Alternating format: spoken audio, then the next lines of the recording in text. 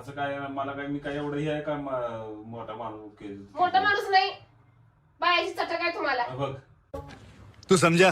हाँ नहीं तू समझा नहीं. काय बोलत बसू नको उगाच, नको ते आरोप लावू नको माझ्यावर.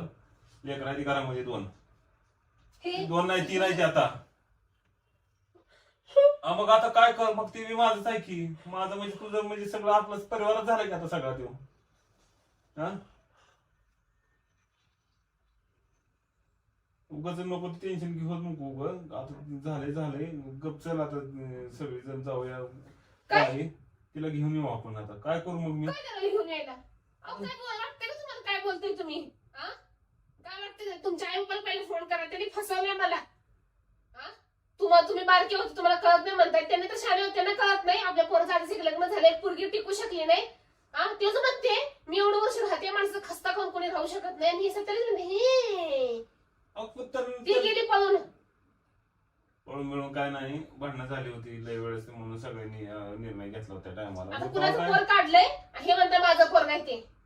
ती म्हणते मी म्हणा लागलो का? ती म्हणते कर म्हणते माझी, ते काय चेक करायची कर म्हणते, कुठं मी येते चल म्हणते. मग काय बोलायचं मी? बघ काय फाटक फोडत आता उपयोग नाही. मारलं तर चालेल का?